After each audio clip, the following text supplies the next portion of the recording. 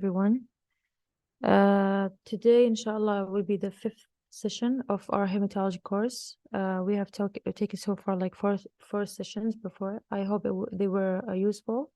Today, our topic will be covering blood components and transfusion with transfusion complications. Me, inshallah, my name is Ula Arab. I'm in fifth year medicine, and my colleagues Amal and Maryam, inshallah. Okay. So the blood components, I'll be explaining the blood components in terms of like the general components of blood, and then I will go through the details of blood products that are used in the clinical applications. So generally, the blood is a specialized connective tissue. It constitutes 8% of the total body weight. It's like 5 and 6 liters in males and 4.5 liters in females. pH ranges from 7 to 35 to 7 to 45. Depends if it is a venous or arterial blood, and depends on the amount of oxygen and carbon dioxide contains in that blood. Temperature usually is like 37 Celsius degree. And these are the components of the blood when it is processed or centrifuged. We will have this in bowl. Okay, we will have plasma, buffy coat, and erythrocytes. So the most, that constitutes the most part of the blood is the plasma, 55% of total blood. And plasma, it is composed of water, protein, and solutes.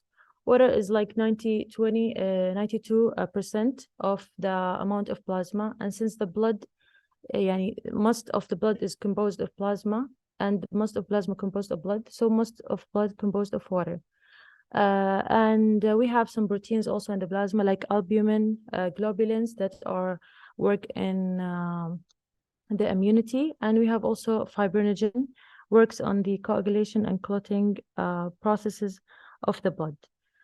Finally, we have solutes like ions, calcium, magnesium, chloride, for example, sodium. We have also nutrients like glucose, fatty acids, amino acids, gases, and wastes. The buffy coat is basically constitutes the leukocytes and platelets. We have here a mnemonic for the leukocytes. Never let monkey eat bananas, which is neutrophils, lymphocytes, monophils, and eosinophil, finally basophils. Lastly, we have the erythrocytes. So erythrocytes, also known as hematocrit, they constitute 45% of total blood, and the averages differs between men and women. So men usually have 41 to 50% of hematocrit, in compared to women who have 36% to 45%. This is for the general components of blood. Now, for clinical applications, blood components, blood is divided into components and products. The components are the red cells, platelets concentrate, fresh frozen plasma, and cryoprecipitate. Those usually come in a form of packs. They are like thawed or like freezed. They undergo simple processes, centrifuged and then transferred without any further complex processes, and they come in a form of packs. In the other side, we have blood products. They are usually come in form of vials and drugs, and undergo complex processes. Those are like coagulation factors and albumin, in addition to immunoglobulins. We will go through them one by one, inshallah, and then we'll be discussing other aspects of the blood, like the ABO grouping and RH negative and positive. Okay, so this is how I mentioned, this is the whole blood is centrifuged, and it is divided into RBCs and platelets or plasma. With further centrifugation, the plasma and platelets will be separated, and we will have the plasma will be undergo different processes of freezing, thawing, in addition to centrifuging, to have the cryoprecipitate, the coagulation factors. We can also have specific coagulation factors packs or like vials. And we also have precipitate of reduced plasma. Now I will discuss about them like specifically. Okay, so the first component of blood is the whole blood. It's not a component, it's like the whole blood, the fresh blood with all the compositions. So it has plasma, it has hematocrit, it has platelets, leukocytes, everything with coagulation factors, albumin, everything. And the whole blood is usually consists of 450 milliliter of blood with added to 63 milliliter of anticoagulants, citrate, phosphate, dextrose, adenine, which is also known as CBDA, is the commonly used anticoagulants with whole blood. It is stored at a degree of 4, and it is given a shelf life of it's given a shelf life of 5 to 6 weeks, and some resources say 5 to 6 weeks equals to 30 days. Some resources say 35 days as well. Indication, so the main indication is that the patient comes with severe blood loss, so it needs like a whole blood with the whole components. Usually this comes with a life-threatening hemorrhage, but this form of whole blood is rarely used because nowadays in the hospital they use the RBCs, packed RBC or packed red blood cells. This is the packed red blood cells. They are more useful in terms of hemorrhage and decrease oxygen carrying capacity, which found in patient with blood loss or anemia. Okay, so it has the same shelf life of the whole blood, and it's stored of up to 6 Celsius degree. This is the whole blood, but is with removed most of the amount of the plasma. And also it is added to an additive solution, which contains sodium chloride, adenine, and glucose and mannitol. Okay. We have now, thirdly, we have the platelet concentrate. Platelet concentrate is prepared by centrifusion or by plateletphoresis within 6 hours of donation. It is stored within 20 to 24 Celsius degree. And we can observe here, or we can notice that it is stored within the room temperature. So here, bacterial proliferation is highly susceptible. And the patient who received this platelet concentrate are at high risk of having spasticemia. So we should consider this complication before providing platelet concentrate. It is stored with continuous agitation, and the maximum storage period is 3 to 5 days. So it has like a less period of storing because of this risk of bacterial proliferation. Indication for severe thrombocytopenia, decreased amount of platelets, and bone marrow failure of producing platelets. And also because this platelet concentrate can have a minimal amount of RBCs, it is better to receive it from someone who has a compatible ABO and RH grouping. This is the device of plateletphoresis. Basically, this is a donor, and the blood is withdrawn, processed here within this machine. Only the platelets are extracted, and the other components would be back to the donor. Okay. Fourth component of the blood is granulocyte concentrate. This is basically prepared from whole blood as buffy coat, or from the blood from single donors using cell separator. It has a half-life of the few hours only.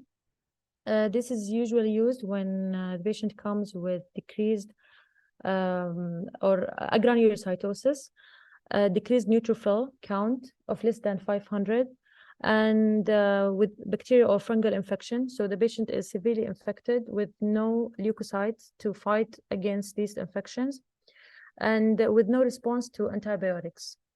We give, at this case, a granulocyte pack or granulocyte concentrates.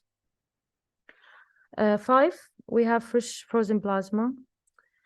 This is basically a plasma with all the coagulation factors, with all the immunoglobulins, usually for clotting or coagulative disorders, and also to decrease the risk of bleeding disorder. So those packs can be given as prophylactic for bleeding complications before surgical procedures. Fresh frozen plasma contains all the coagulation factors present in fresh plasma. They are stored in minus 18 Celsius degree frozen up to 1 year after thawing to 24 hours. Indications, as I mentioned, acquired coagulation factors deficiencies, any clotting coagulative disorders, or massive hemorrhage, DIC as replacement for coagulative factors. Okay. Now for the plasma, this is the whole plasma. Plasma can be also separated into different products. Those are the products I was mentioning. The first one is cryoprecipitate. It's basically a concentrate of the plasma, more concentrated plasma. So here, okay, a more concentrated plasma. Here, what happened is that we are thawing the plasma. We are like freezing the plasma. And then we are removing the supernatant. The supernatant is a fluid that lies above the solid after process of centrifusion or precipitation. When required for transfusion, it is thawed between 30 degrees Celsius and 37 Celsius degree, and then stored in the refrigerator at 2 to 6 Celsius degree, and should be given within 6 hours of thawing. Cryoprecipitate contain factors 8, von Willebrand factors, and fibrinogen, so also for clotting or coagulative diseases. Indication as the fresh frozen plasma. When to give cryoprecipitate and when to give fresh frozen plasma. Mainly in the hospitals, they more likely to depend on the availability of each. So if fresh frozen plasma is the one available, they give the FFB. If the cryoprecipitate available, they give it. Okay, so depends on the indication and also the availability. Okay. Secondly, we have specific coagulation factors, concentrate. Like for each coagulation factor, we have a concentrate for it, like a vials. It comes in a powdery vial. So we have factor 7, 8, 9, 10, all the factors, prothrombin complex and von Willebrand factor. And this is more likely for specific indications. So a patient with von Willebrand disease will be given a von Willebrand factor. This is basically the idea. Okay. C, we have plasma derivative albumin. Albumin can come in 2 forms: human albumin solution 4.5 or human albumin solution 20%. They call it albumin 20 or albumin 4.5. Albumin basically is an osmotic pressure modulator or a volume modulator in the blood vessels. So it increases the oncotic pressure and decreases the leakage of fluid outside of the blood vessels. So when we use albumin, we use it to its colloid effect. So whenever there is a fluid loss, we usually use albumin. The main indication is replacement of fluid for plasma exchange, acute severe hypoalbuminemia.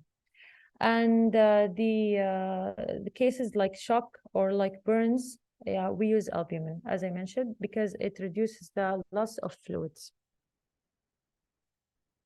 We have also immunoglobulins. Immunoglobulins are for immunity. Those are like antibodies.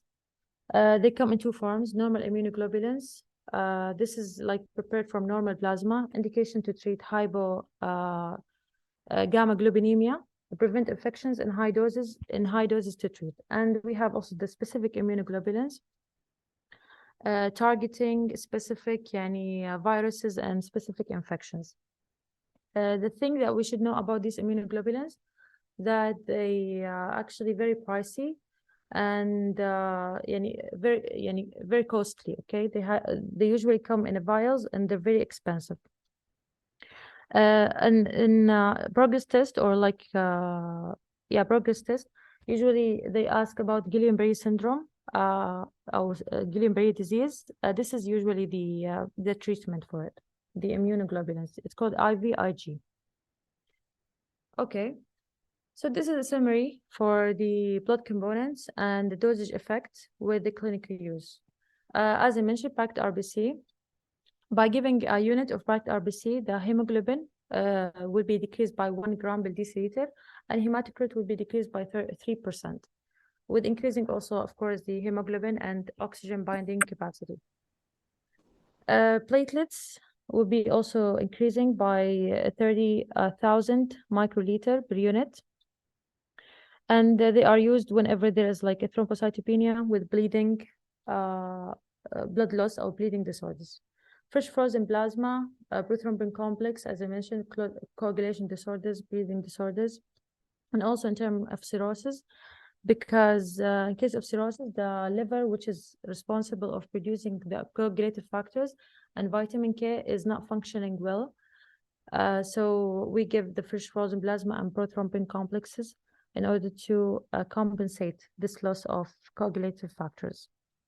Cryoprecipitate, also it has the coagulative factors, as I mentioned, used for coagulation factor deficiency involving fibrinogen and factor 8.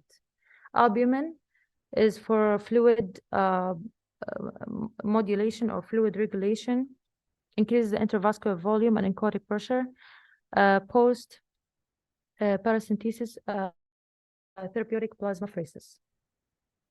Okay, that was for the blood component and blood products. Now I'm going to talk about the blood groups. So we have the classical blood groups. We have two classifications, ABO classification and RH classification. The person can be an A group, can be B group, AB group, or can have neither of these group, can be an O group. Now, we need to know about these groups because we need to know like the for like the donor and recipient purposes. So if you are, for example, an A group, who can you receive from and who can you give based on your blood grouping in ABO classification and RH classification as well. So for a patient or people who have A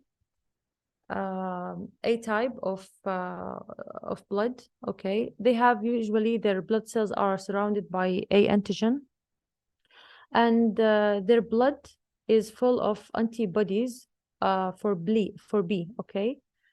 So when we are talking about the blood group, it is usually we are mentioning the antigens that surrounding the blood cells, and the blood antibodies will be like the opposite. So if you're like with antigen A, the antibodies will be B. The antigen B, the antibodies will be A, and so on. So for people who have like A, which their blood group is A, they can give people with A group also, and they can give people with AB groups. With AB, but they can receive from A or O groups. And for B, their blood cells are surrounded with the B antigens, and their blood has an anti-A antibodies. So they can give people with the B group or AB group, and they can receive from B group or O group. Okay. And we have for AB, so we have like the cells have both antigen B and antigen A, and their blood has no antibodies, so they can receive from anyone, but they cannot give anyone except of their same compatible ABO grouping. And finally, for O groups, they have no antigens surrounding the blood cells, but they have all the antibodies. So they cannot receive from anyone, but they can give all the blood groups, other people with different blood groups. Okay, so for RH classification, RH classification can be either positive or negative. If the blood cell has RH antigen, our blood cells has no RH antigen. And if antigen is present, there's no antibodies. Antigen is absent, there will be antibodies. It's called anti-D. And for here, we should put in our mind the presence of D, either homozygous. So D trait is dominant trait, okay? So yeah, like we should have both of them like small to have an RH negative. Okay, so that's why most of people have RH positive group. Okay.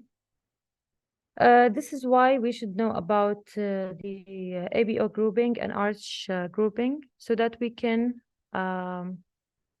reduce the risk of having hemolytic diseases or transfusion interactions.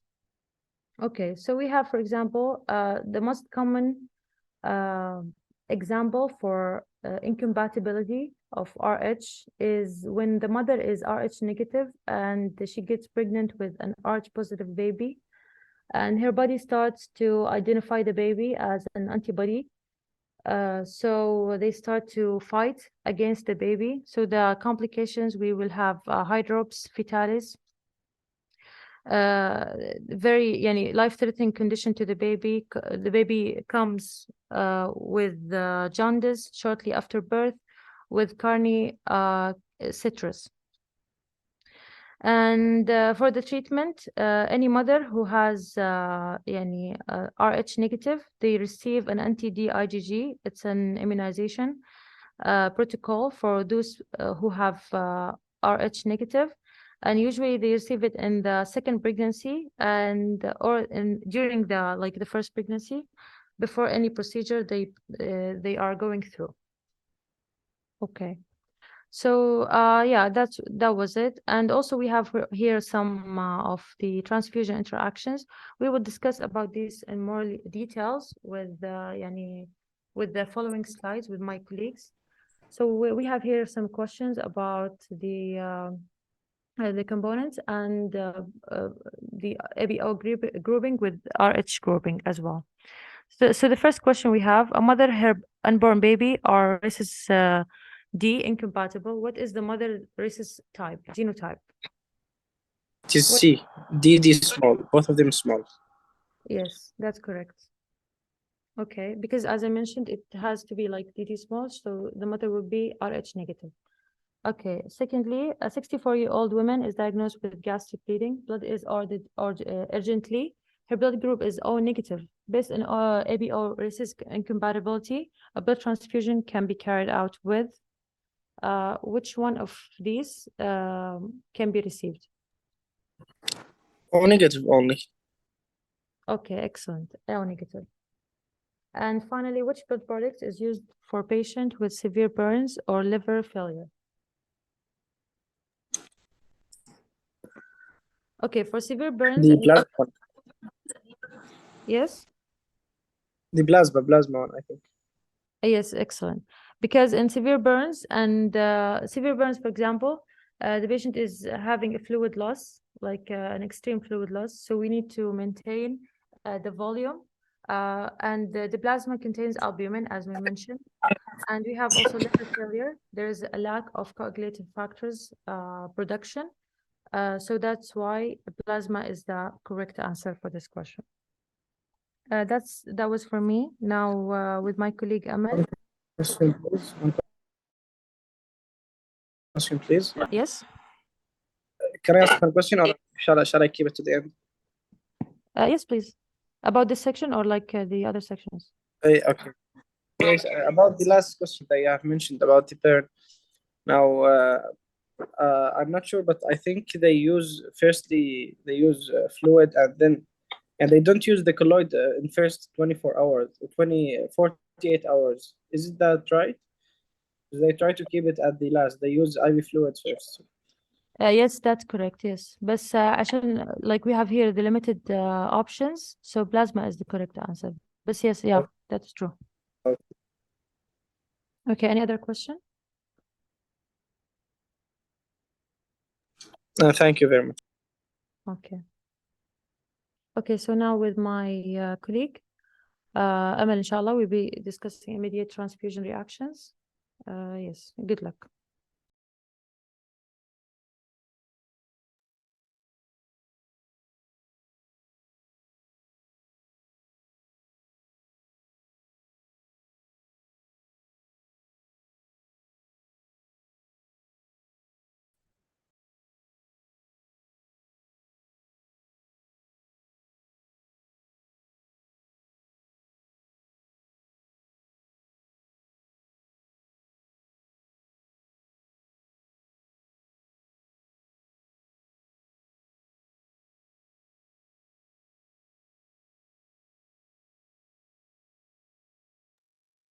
Can you see the slides? Yes, we can see the slide.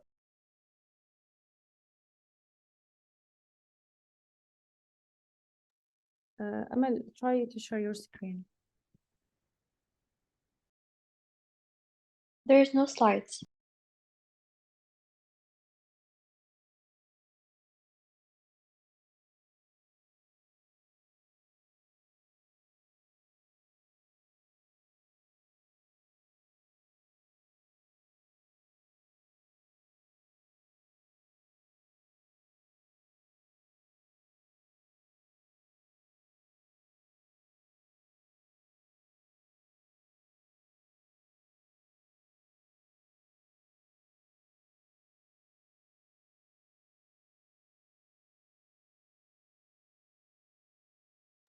Can you see the slides now?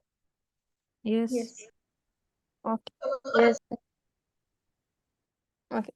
السلام عليكم ورحمة الله وبركاته everyone. I am Amal Abdulatif Al-Rabi'i.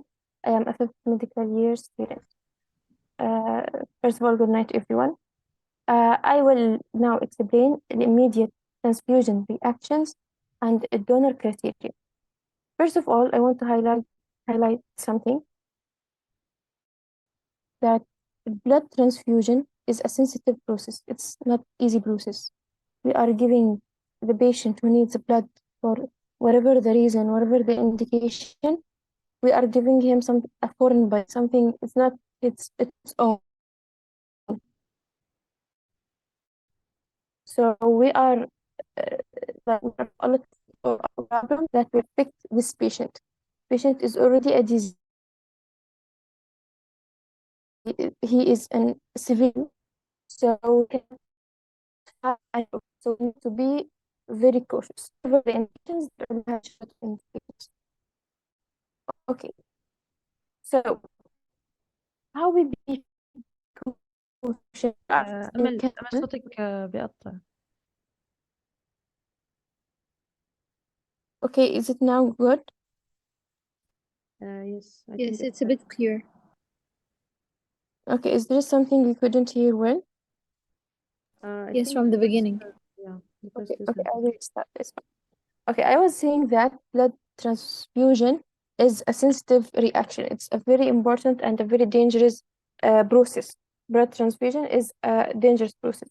We are giving an ill patient a foreign body. It's not his blood. It's his himself.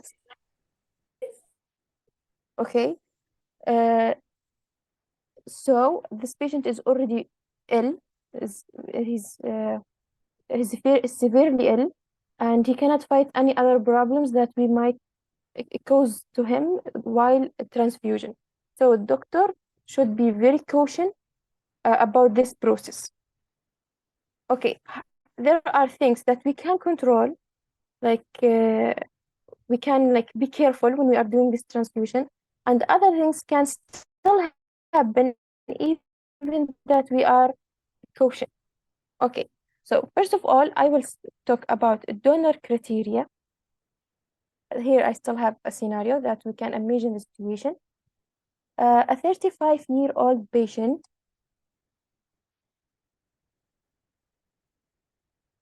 can you hear my voice clear now? Yes, we can hear your voice, but Amal, your slides are not moving. Yes, now they're moving. Okay. Okay. So there's a scenario here. A 35-year-old patient who's called Mr. Johnson suffered a severe traffic accident with a multiple injuries. Due to a significant blood loss, he received a compatible blood transfusion. So first of all, he lost a big amount of blood, and he needed a blood transfusion. We did something called a compatible blood transfusion. We will explain this more later. What does this mean, compatible blood transfusion?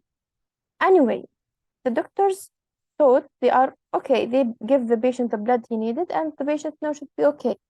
But within 30 minutes, he developed a high fever, severe chills, and breathing difficulties. This shows that the patient is not well. He's suffering from a new problem, another problem.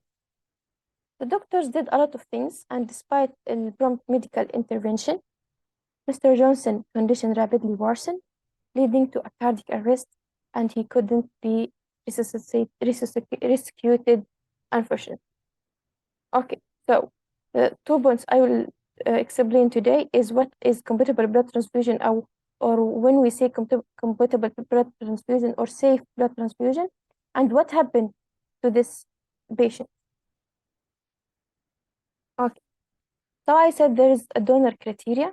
I divided donor criteria to criteria that protect the donor himself, because also we are taking blood from another person. This is a danger procedure. So we need to protect the donor himself and protect the recipient, the one who will take the blood or receive the blood.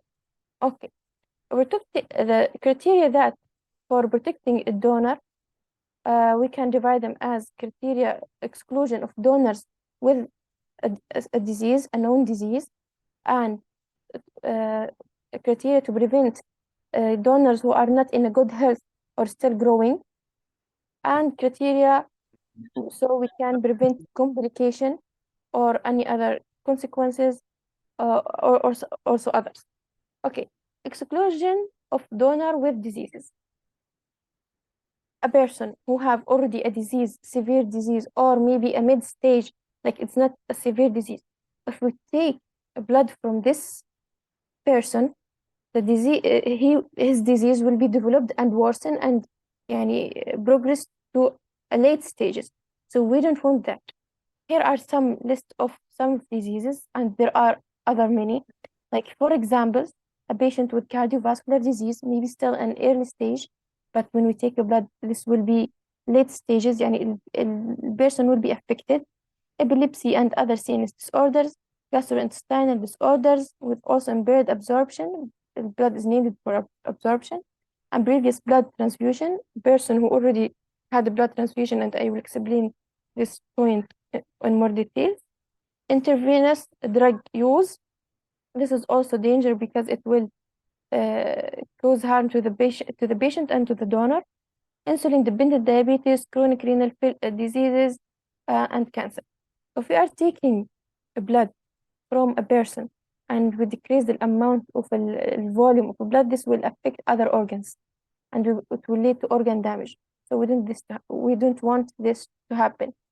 That's why we don't take blood from a person who is ill or having a disease. Another point, we will not take blood from people who are not in a good health or growing up. So the first one here is an age. It's like easy way to memorize the age is 17 and 70. So between 17 and 70 years, these are the people you can take blood. But less than 70s, you cannot take a blood from him, and more than 70, you cannot take a blood from him, or sometimes it's a 65, but this is easier and there's no big difference. Anyway, also, donor should weigh above than 50 kilograms.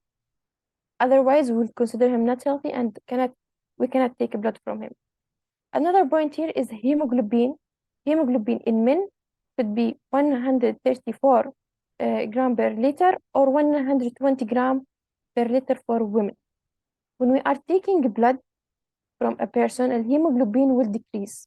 If the donor is already having a low hemoglobin and we took a blood and it decreased more, this will يعني lead to a severe complication in this patient, in this donor. So, and we don't want that. So a person who have a low hemoglobin, we will not take a blood from him, and this is the lowest range. Only more than that, we can take a blood. Okay. A donation interval of 12 weeks. So now here we'll speak about donation.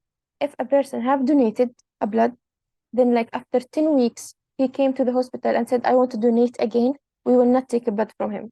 At least the interval should be 12 weeks. And the best if it's 16, okay? And in general, we cannot take 3 donations, more than 3 donations per year. Maximum is 3 donations. Another point is anaphylaxis of platelets or plasma is up to 25 for donations per 1 year. It's fine, 24 times. For pregnant and lactating women, we will never take blood. They need their own blood. They are consider need their blood so much because they already have iron deficiency, and the iron requirement is very high in these 2 categories. But when we can take a blood from a woman after pregnancy till 9 months, less than 9 months, we cannot take blood from the donor if she was pregnant, only after 9 months. Okay.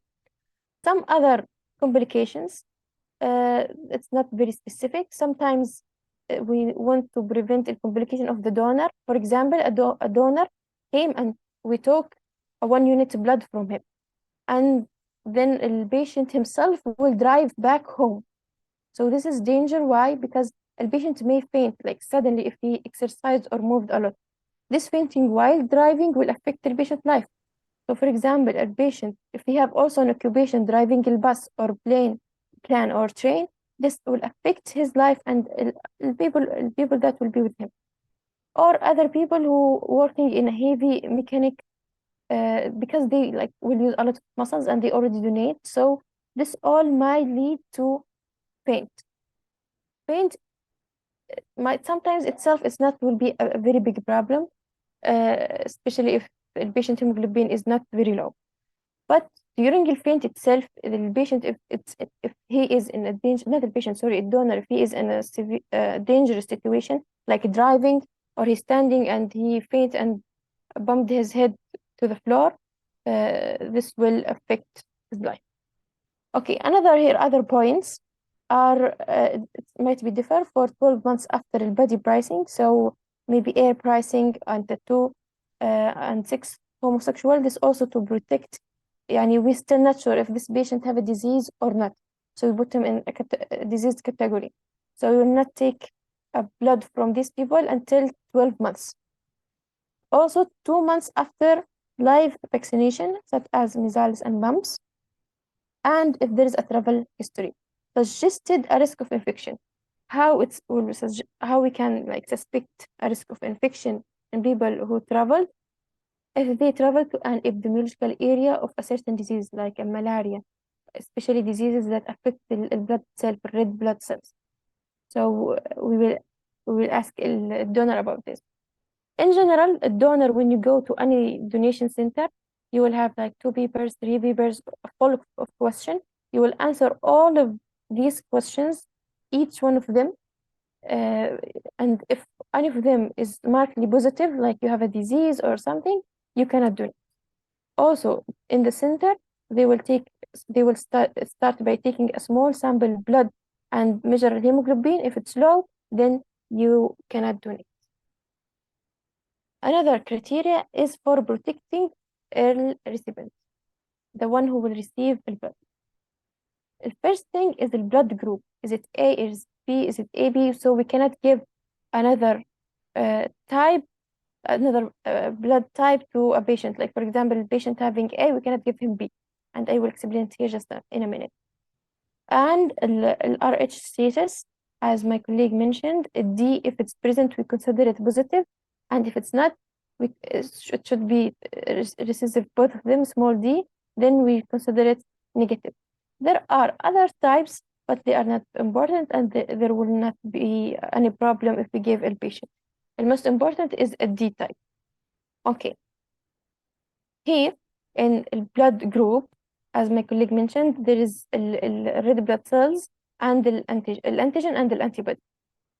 So if we give the patient blood is A, we should give him a blood.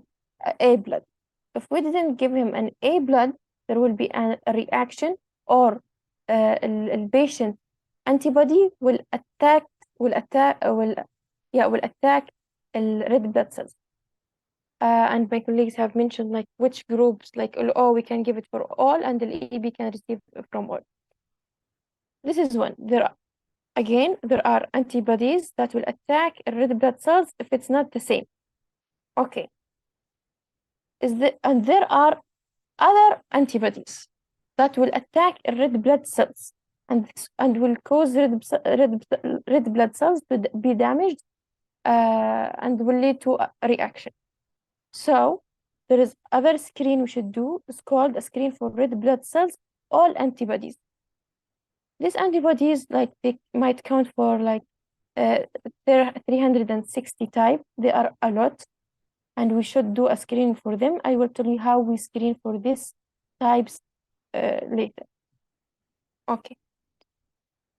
If this all criteria now is good, and the patient is the same type, and there is no other antibodies, we call this compatibility, and we give the patient compatible blood. Okay. Other tests we should do to protect a receiver or recipient is to not give him a blood that is contaminated or have viruses or have bacteria inside the blood itself. For examples, some viruses that is transferred through blood is HIV, hepatitis B and hepatitis C, and cytomegalovirus and human T-cell leukemia virus.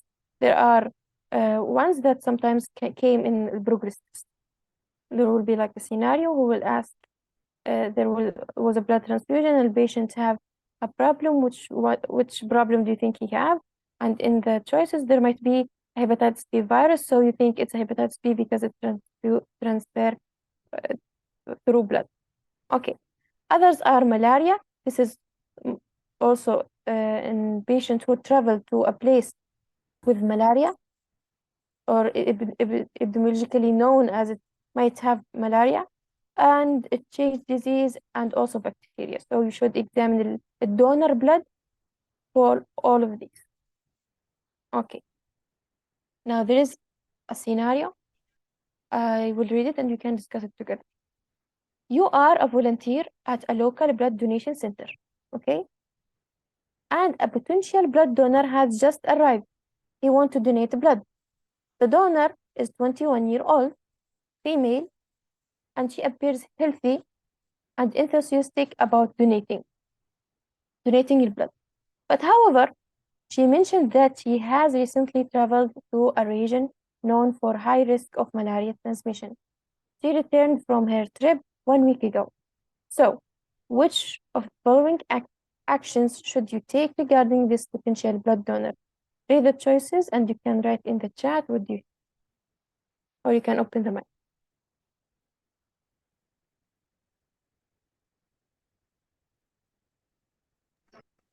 Should be B, right?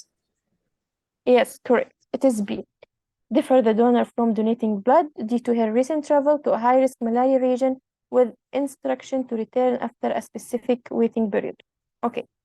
I want here to highlight something, that in some scenarios, especially in USMLE scenarios, first of all, they will not tell you that this patient traveled to a region of malaria. They will not very obvious like this.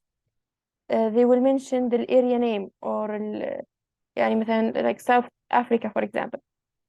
So during study for USMLE, and when you are revising a different question, after like many question, you can't tell like this region what type of diseases is epidemiological there. So this is an important point.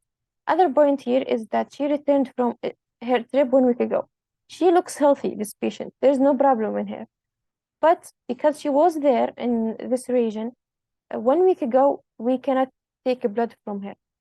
Because like it's not our topic here, but when you study malaria or if you studied malaria, there is a period, incubation period. So you still, even if there is no symptoms, you are not sure if the patient is having the disease or not yet, especially in some subtypes of malaria. So it's not our topic here, but I want to highlight this point. Okay.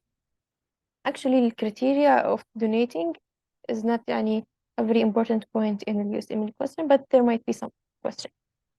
The second point here, the second one is the most important thing I want to explain today. Here is our patient that we had earlier, the 35 patient, Mr. Johnson, that we gave him a compatible blood transfusion. Now we know what does this mean, compatible blood transfusion. That means we did the whole test, there is no contamination, and the blood type is the same, the RH status is the same, there is no problem. And that's what we thought, that is, there is no problem. But there was a problem. As the patient within 30 minutes, he developed a high fever, severe chills, and breathing difficulties. What happened here? We call it a transfusion reaction. And there are many transfusion reactions. What is a transfusion reaction? Transfusion reactions are adverse events associated with transfusion of a whole blood or one of its components. Maybe whole blood we give the patient or components, and we now know the indications for each. The range in severity from minor to life-threatening. So sometimes the reaction will be mild, but sometimes it might be severe and life-threatening if we didn't manage properly, and can occur during a transfusion as immediately. We just give the blood and the reaction happened in seconds or minutes, and we call this acute transfusion or early transfusion reaction. Sometimes it may be in days or weeks after the transfusion, and we call this delayed transfusion reaction. So as I said before, the transfusion process is not easy, and it's not it's not normal. We don't say it's normal. There is a patient, and there is a patient needing blood, and we are giving him a foreign body. So some people, like when you tell him a blood transfusion, some patients, they might think it's a very simple procedure to just take a blood from a person and put it in the other person. But it's not like this, and it should not be doing like this. And as a doctor, you should be very careful about the patient when you are giving him a blood. Yeah, you should be very careful when you are giving a patient blood to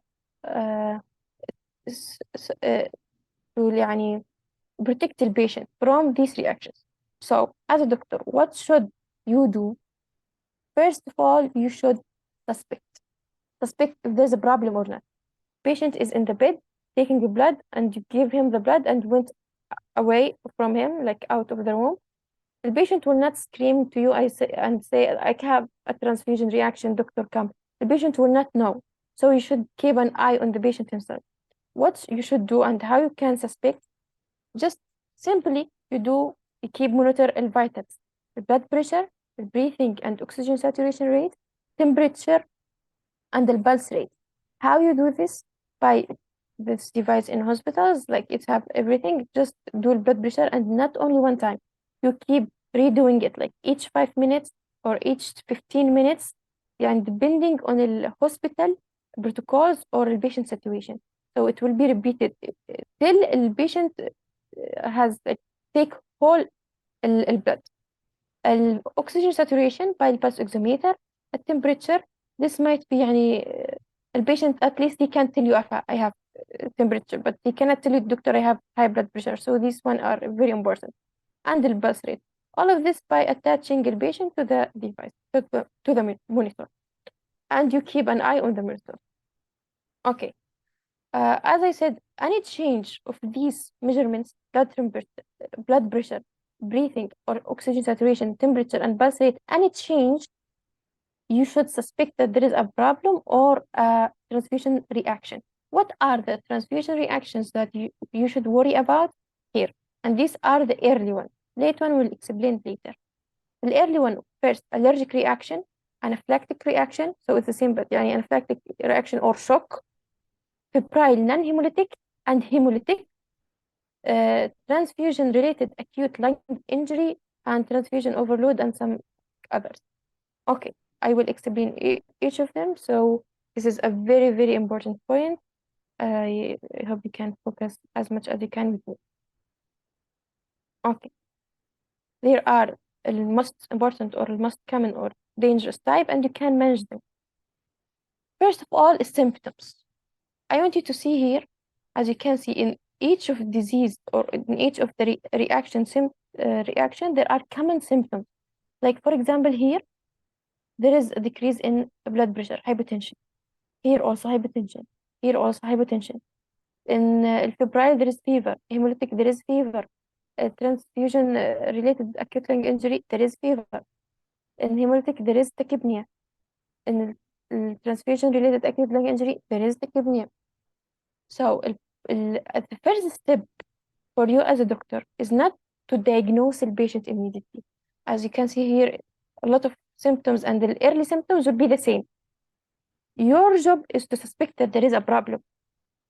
Suspecting there is a problem, this is the first step, and you can manage after that. I will explain each of them specifically and why the symptoms happen. Then we will see what's the management for each and why we only need to suspect at the beginning. Okay, starting for allergic reaction. Here, allergy is a type 1 hypersensitivity reaction. The problem here is mast cell in the patient body, it's a white blood cell, having antibodies, IgE, that will be activated due to a plasma proteins in a transfused blood. What does this mean? The blood that I will give a patient have some plasma protein. This plasma proteins will activate the mast cell, and the mast cell will release the inflammatory mediators. This will lead to decrease in blood pressure, maybe edema and leading to wheezing, and the patient will have pruritus and maybe urticaria as allergic reaction. This will happen in seconds or minutes, like immediate. So this also is information, like timing is important. It will help you to find the diagnosis. Okay. This reaction, especially when it's developed from allergic reaction, simple reaction to anaphylactic shock, it's common in individual with IgA deficiency. What does this mean? A patient in his plasma already have IgA deficiency. There is no IgA in his body. If you give him a blood with IgA, the patient will attack IgA. This will lead to a reaction, or it will be activated, and then we have inflammation. So this information is very important. It's come a lot in USMLE. So memorize it. Okay. Next one is a febrile non-hemolytic reaction. From the name, we will have febrile fever, but there will be no adverse problems, no hemolytic reaction. Here, what's happening? It's a type 2 hypersensitivity reaction. There will be attacking a cell. Okay, so the patient have antibodies, and we gave him a blood with some white blood cells. That these white blood cells will activate these antibodies, these antibodies will attack the white blood cells and release cytokines and release inflammatory mediators that will affect the body and affect the temperature center and increase the temperature.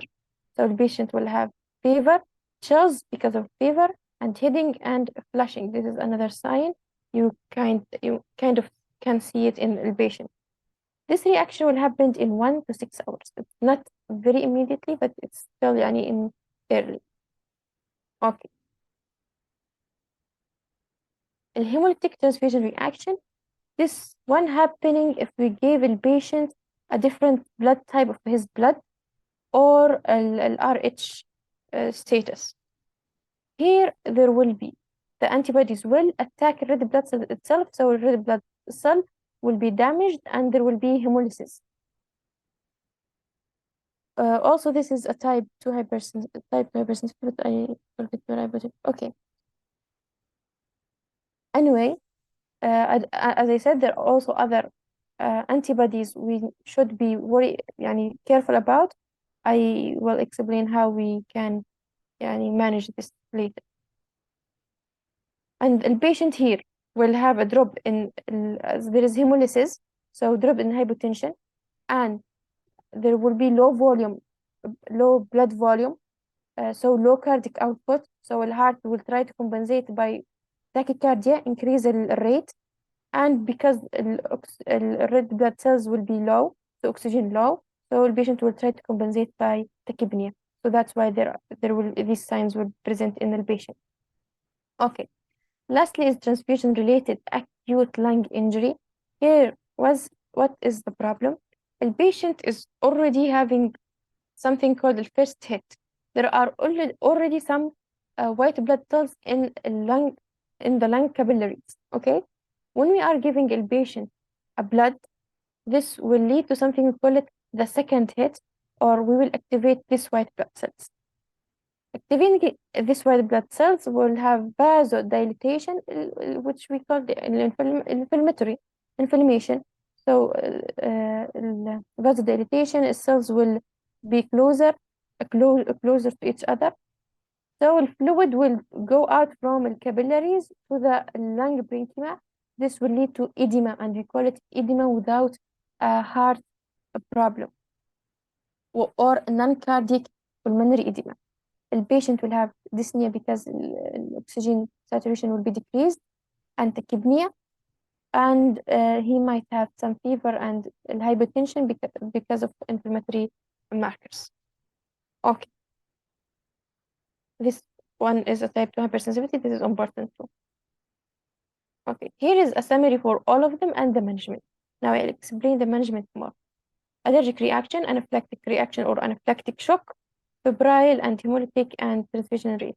All of them, you should, first step in the treatment is to stop the transfusion. That's why even if you cannot diagnose the patient which type of disease they have or he have, stop the reaction. You don't have to diagnose the patient immediately. After you stop the transfusion, then look for what are the specific cause and manage it specifically. But first step is to stop the transfusion. Okay. For allergic reaction, I explained the mechanism and we said what are the presentation. Management is to give antihistaminic as it's allergy and stop the transfusion. If it's developed to anaphylactic shock, we also stop the transfusion and give anaphylactic management by giving epinephrine and treating anaphylactic shock as it's required. There are other protocols for anaphylactic shock. Okay, the febrile non-hemolytic reaction, also stop transfusion and give acetaminophen for the fever and leukoid reduction of donor. Here, what is this? I will go back. As I said, in a febrile non-hemolytic reaction, the problem is that we have white blood cells in the blood that we will give it to the patient. So if we wash out the blood that we will give, only we keep red blood cells without leukotrienes, there will be no reaction. So this is like specific management. So we stop transfusion, and then we wash or we give another blood that is washed and remove this white blood cells. Okay. For a hemolytic transfusion reaction, we stop immediately and try to support the patient, keep him volume high. So we give him IV fluid and maintain a good urine output. Why? Because as you can remember, I said here, the patient, when he have hemolysis, the volume will drop, so he will have hypotension and the cardiac output will drop. This will lead to other organ damage. So we need to keep at least the volume in this blood. Just give him anything, keep the volume as high as high, but not leading to other problems. So we give him IV fluid. Transfusion related acute lung injury. It's mostly most common is to just supportive care. by giving oxygen, because here the problem is in the lung, in edema, so just give him oxygen till you finish. And okay. Here's other reaction is transfusion associated cardiac overload. The problem here that we gave any more than the patient need, or we give him very fast, so there will be volume overload from transfusion. Or sometimes it happens to people who already have a cardiac disease, and people who have a congestive heart failure or chronic kidney disease. So we give him blood, and there will cannot take this blood, cannot take it well, so there will be overload. This happen less than 6 hours. Will there be pulmonary edema, so manifestation or the clinical picture will be dyspnea because he cannot breathe, and maybe progress to hypoxemia. How we can manage or prevent this? By managing patient overload, giving diuretics, and it is only management. Other problems that might happen, hypocalcemia or hyperkalemia, and we just give calcium and monitor potassium. Hypothermia if we give cold blood, so just warm blood. Hypotension, and only hypotension without other complication. This is sometimes may happen for people who are taking ACE and we are giving him blood. They are already taking ACE for hypotension. So in this problem, just it's not any big problem. So just make sure this hypotension is not due to any other reaction. Okay. Here is a very important process. It's called the cross matching. As I said before, the blood, the patient blood or any person blood have a lot of antibodies, like about 360, that might attack red blood cells. So we need to make sure that people who are opening the microphone, please can you mute it? Okay. So to make sure that we already tried to make sure that the blood type is the same, RH status is the same, but we are afraid from other antibodies that we cannot test each of them specifically. So we do a process that's called a cross matching. How we do this? We take donor cells and the patient serum. We are afraid from antibodies in the patient serum that might attack the donor cells, like blood cells, red blood cells that will come now. We are afraid from this. And the antibodies are in the patient serum. So we will do centrifuging for each of them blood, and then taking only serum from the patient and red blood cells from the donor. Okay, here you can see a recipient serum. We will put some specific amount of normal saline, and this is from the procedure itself, and the donor red blood cells.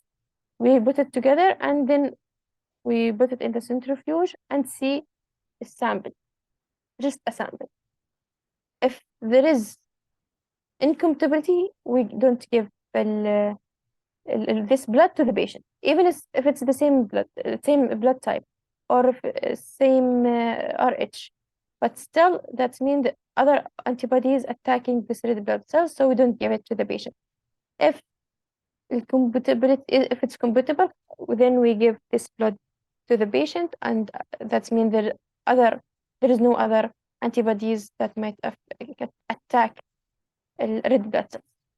Okay, so at the end, all of this, when we give a patient blood, we need to do all of I have said before, as I said, explained before in the previous tables, the donor selection and the immunohematological testing, like cross matching and the compatibility testing. In the procedure itself, we keep monitoring, and we give stringent arm cleaning, so that we will not cause harm to the patient, and we make sure it's compatible blood and it will not cause a reaction. And if it's cause a reaction, we stop the blood and send it to do another cross matching or do another blood, or bringing another blood. Okay. Now there's a scenario here. I will read it, and somebody can answer it or can answer in the chat, and we will discuss. A 25-year-old patient was stabbed in the abdomen. The patient temperature is 36, the pulse is 116, and the blood pressure is 108. 180. The patient has facial pallor with a visible stab wound. These all signs, because the patient now is stabbed and have hypotension, bleeding. Anyway, the patient is immediately resuscitated and given 2 units of blood. Several minutes after the transfusion, the patient begins having a severe itching and scattered IVs all over their body. The patient's blood pressure dropped 60 per 80 per 40. The transfusion is immediately stopped. The patient is given fluids, antihistamine, and intramuscular epinephrine, and the patient's blood pressure begins to normalize. Which of the following is most likely to be found on further evaluation of this patient's blood serum? If we did investigation, what do you think we will find? Presence of anti-IgG antibodies. Yes, correct. Presence of anti-IgA antibodies, as I said before. First of all, the patient here scenario, what's happening? He lost the blood, we give him blood, and then he developed a reaction. First of all, they stop the reaction, whatever type of reaction. Then we are trying to find the cause, as it started immediately, just several minutes. There was itching and scattered hives, and the blood pressure dropped. So we're suspecting anaphylactic shock. They gave them fluid to keep the volume and antihistamines for allergy and epinephrine as it's developed to be shock. So as I said before, in an anaphylactic shock, you can see here, the patient's coming to have IgA deficiency.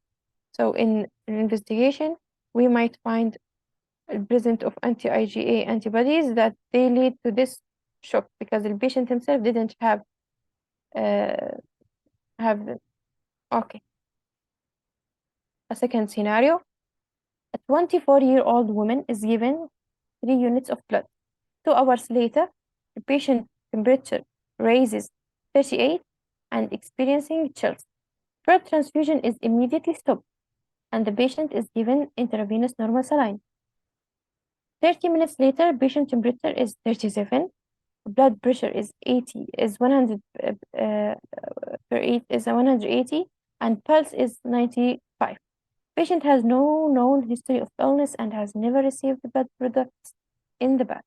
Which of the following best explain the fever that the patient developed?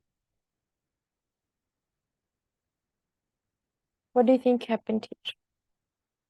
If you cannot tell the answer, just try to find the diagnosis. Is it 3 cytokines produced by donors leukocytes? Yes, correct. It's 3 cytokines produced by donor leukocyte. What's happened here? The patient, as you can see, the temperature rises, it's very obvious. And after we stopped and tried to manage the patient, everything came back to normal. So only temperature was our problem. There was no other problem like hemolytic or some lung affection. There was no tachypnea. So we are suspecting febrile non-hemolytic blood transfusion reaction. What is what's happening in this reaction? As I said before, it will happen as a cytokine produced donor leukocyte here, as you can see before. In febrile non-hemolytic reaction, the problem is antibodies that target the leukocytes. So after we suspect the disease, we now know what's happening in pathogenesis. Okay, last scenario. A 35, this is our scenario, Mr. Johnson, if you remember him. The same scenario, he suffered a severe traffic accident, so multiple injuries. We gave him a compatible blood transfusion, so they did everything. They have been cautioned about the blood type and the donor and everything, but within 30 minutes, he developed a high fever, severe chills, and breathing difficulties. Despite the prompt medical intervention, Mr. Johnson's condition rapidly worsened, leading to cardiac arrest and couldn't be resuscitated. My question here is, what is the management for this patient? Or what's the first thing you should do for this patient? Anybody Stop have the any? transfusion. Exactly. Stop the transfusion. As I said before, the doctor role is to suspect. After suspecting, first thing for every disease, stop blood transfusion till you find a diagnosis. So you don't have to know specifically a diagnosis for the first step management, which is stop the transfusion. Okay, this is all for me. If you have any questions, you are more than welcome.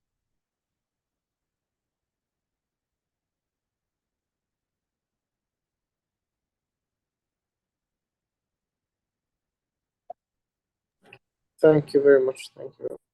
Okay, thank you all of you. Next will be the delayed reactions with my colleague Mariam Falah. Can I share my screen?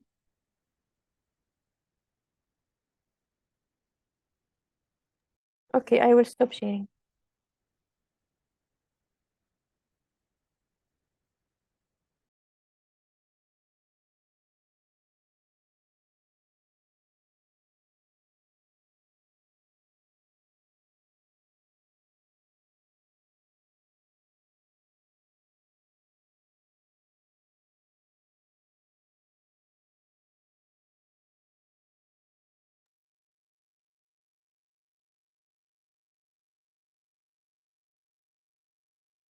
Bismillah ar-Rahman ar-Rahim. Today, inshallah, I am Mariam Falah, fifth year medical student. And today, inshallah, I will keep explaining about delayed transfusion reaction. First, we need to know what's mean by delayed transfusion reaction.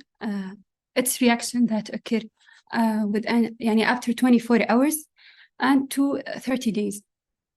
Otherwise, قبل كده. Miriam, can you please put your slides on presentation mode?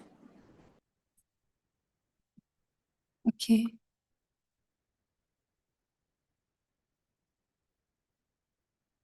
I put them. I will try.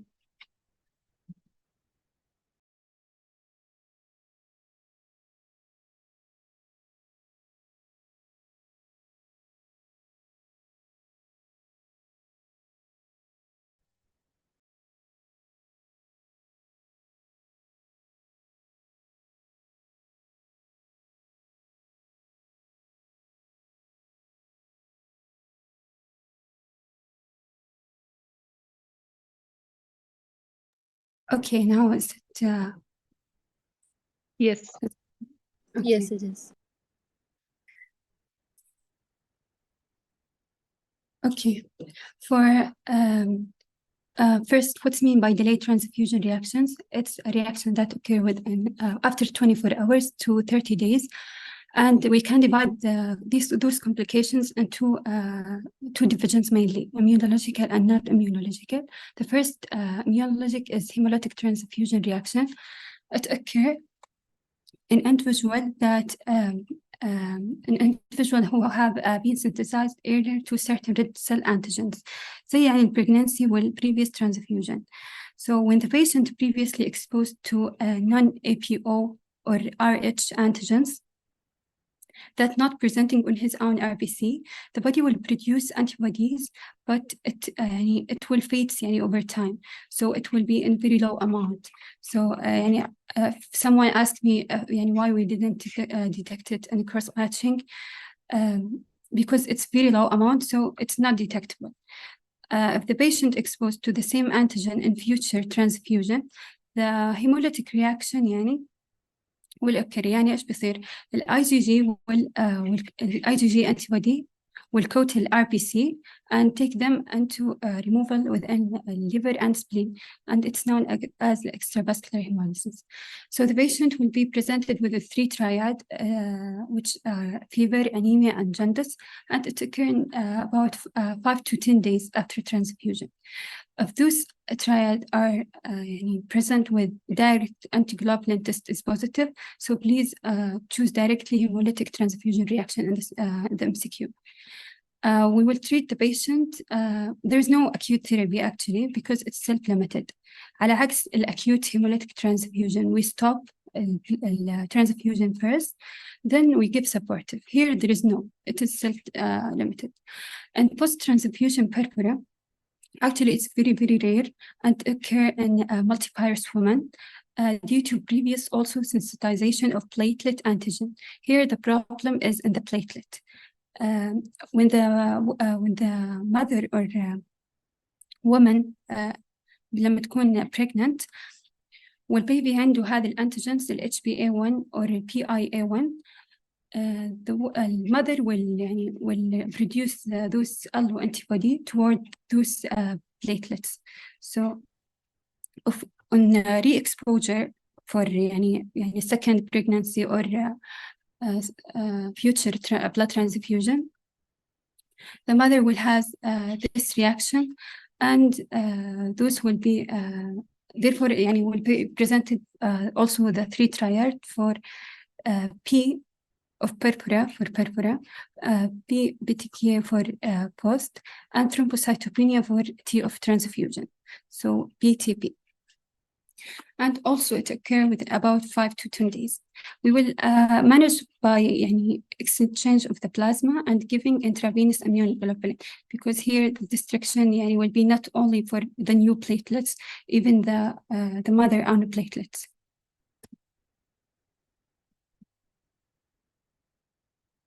Is it moving now?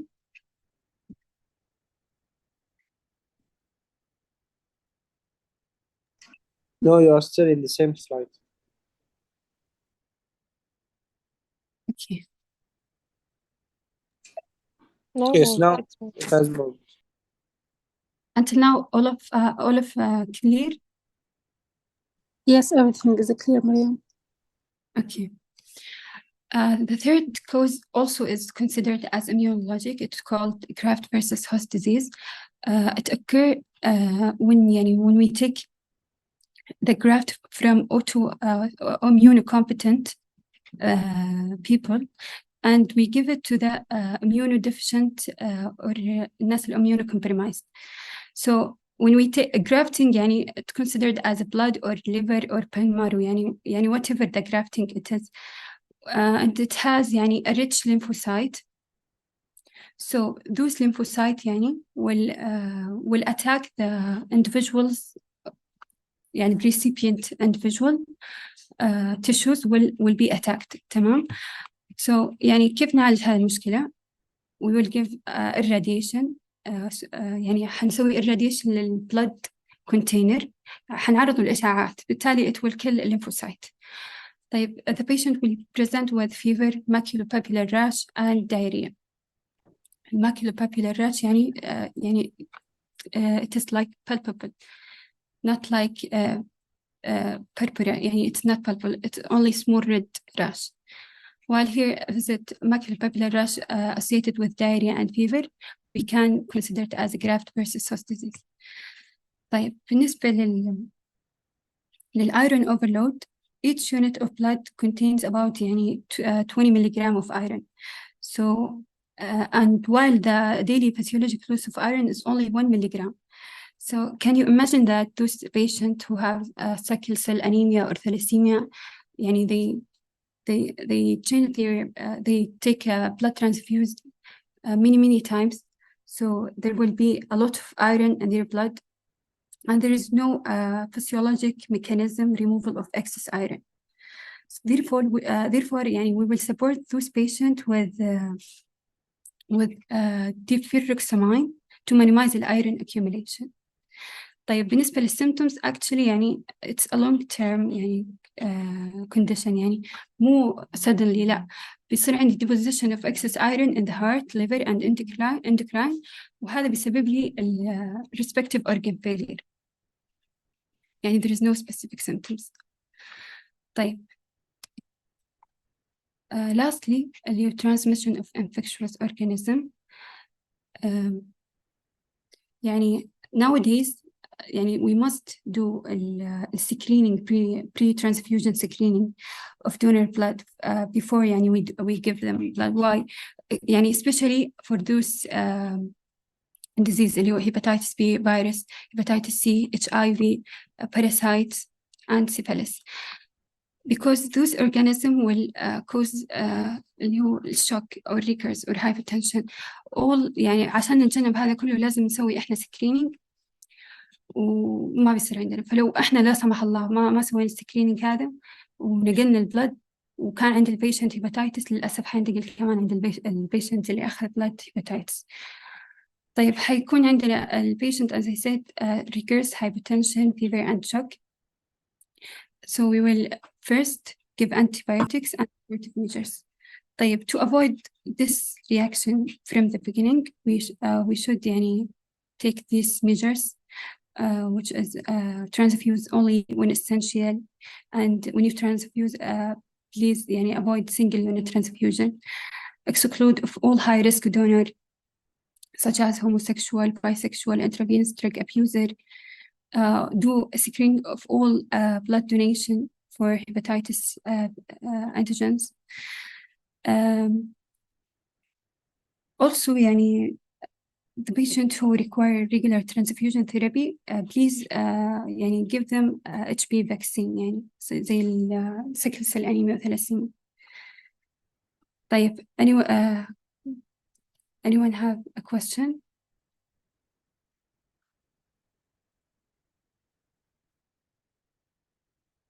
طيب نروح للأسئلة. Prevention of graft versus host disease includes blood components to reduce the number of viable lymphocytes. So to treat or to manage the graft versus host disease, we should do what? Irradiation or Irradiation. Okay. Why we exclude others? Because antibiotics we give it for only any organisms, infectious organisms. No need. It's considered for hemolytic transfusion reaction, deferoxamine for iron overload, and IV immunoglobulin considered only for platelet, as I said, because there's allo antibodies. Now I finished. I hope all إنه كل الإكسبلانيشن كانت واضحة، وأتمنى لو أحد عنده سؤال يشاركني الحين. Thank you all. Thank you. طيب لا تنسوا تسجلوا الحضور قبل لا تطلعوا. يعطيكم العافية.